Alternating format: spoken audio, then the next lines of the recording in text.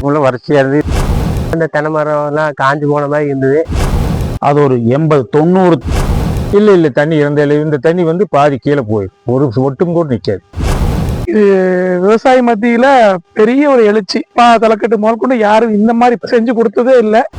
விவசாயிகள்லாம் சொன்னாங்க நடக்குமா அப்படின்னு கேட்டாங்க. இது மாதிரி எத்தனையோ பேர் வர்றாங்க, கேட்கறாங்க, போறாங்க, நடக்குமான்னு. திமுக ஆட்சியில் ஒன்றும் கருத்து. திமுக ஆட்சியில் விவசாயிக்குன்னு சொல்ற மாதிரி எந்த பிரயோஜனம் கிடையாது. இந்த சிறு சிறு தடுப்பணைகள், அது ஒரு 80-90 தடுப்பணைகள் இந்த பகுதி முழுக்க, சட்டமன்ற தொகுதி முழுக்க கட்டியிருக்காங்க. ஒரு 20க்கும் மேற்பட்ட பெரிய தடுப்பணைகள் கட்டியிருக்காங்க.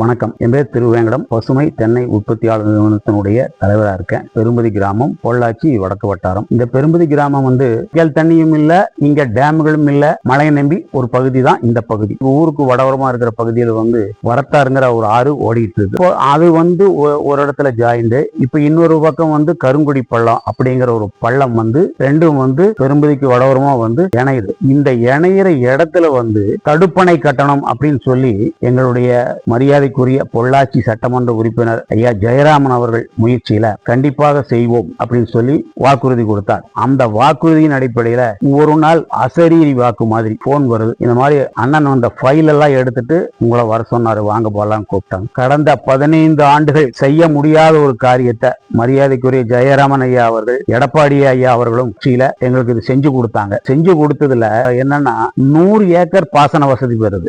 என்ன கடுமையான மழை பெஞ்சாலும் இந்த பகுதி மாசி பங்குனியில மிகப்பெரிய தண்ணி பிரச்சனை வரும். ஆனால் இந்த அணை கட்டின முதல் கொண்டு பெரும்பதி கிராமம் முதல்ல ஊர் பொதுமக்களுக்கு தண்ணி பிரச்சனை இல்லாம இருக்கு. அது மிக முக்கிய. குடிநீர் தேவைகளை பூர்த்தி பண்ணிட்டு இருக்கு. இன்னை வரைக்கும் அப்படித்தான் இருக்கு. இது போக 100 ஏக்கர் பரப்பளவு நல்லா போயிட்டு இருக்கு. கிணறு, போர் எல்லாமே இன்னைக்கும் நீர்மட்டம் குறையாம இருந்துகிட்டு இருக்கு. எடப்பாடியார் ஆகட்டும், மரியாதைக்குரிய ஜெயராமன் ஐயா ஆகட்டும், என்ன எல்லாமே விவசாய குடும்பத்தில் பிறந்தவங்க. அதனால நீரின்றி அமையாது உலகின் வள்ளுவன் வாக்கிற்கு இணங்க விவசாயத்துக்கு தண்ணி இல்லாமல் எதுவும் செய்ய முடியாது அப்படின்னு அவங்க கஷ்டப்பட்டு அந்த தண்ணியினுடைய தன்மையை, அதனுடைய எவ்வளவு வறட்சி வந்தா என்ன பண்ணும் விவசாயம், ஒரு தடவை அடி வாங்கியாச்சுன்னா 5 வருஷத்துக்கு அந்த விவசாயினால எந்திரிக்க முடியாது. மீண்டும் 5வது வருஷம் தான் அந்த தென்னையை, அடுத்த வருஷம் தென்னை போட்டா தான் மீண்டும் 5வது வருஷம் தான் அந்த தென்னை காய்ப்புக்கு வரும். அது வரைக்கும் அந்த விவசாயியோட நிலைமை என்ன கேள்விக்குறிதான். அதனால நீரினுடைய தன்மையை அறிந்தால்தான், விவசாயியாக இருந்தால்தான் விவசாயினுடைய கஷ்டத்தை உணர முடியும். அதே மாதிரி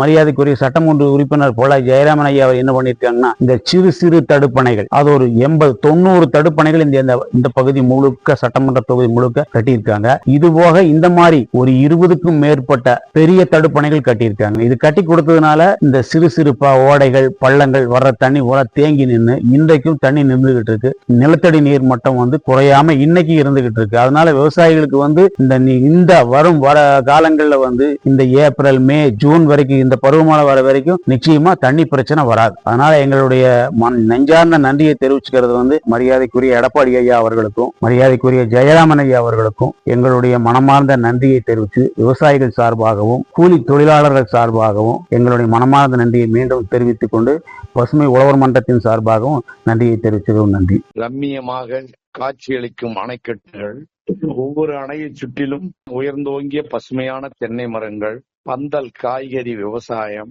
என்றும் விவசாயிகள் வாழ்க்கையில் இந்த அணைகள் கட்டி முடிந்ததற்கு பிறகு மகிழ்ச்சியோ மகிழ்ச்சி. இந்த மகிழ்ச்சி என்றும் நிலைக்க இன்னும் ஏராளமான தடுப்பணைகள், சிற்றணைகள் கட்டப்பட வேண்டும். பெய்கின்ற மழை நீர் அனைத்தும் இந்த பீடபூமியிலே சேமிக்கப்பட வேண்டும். விவசாயம் செழிக்க வேண்டும்.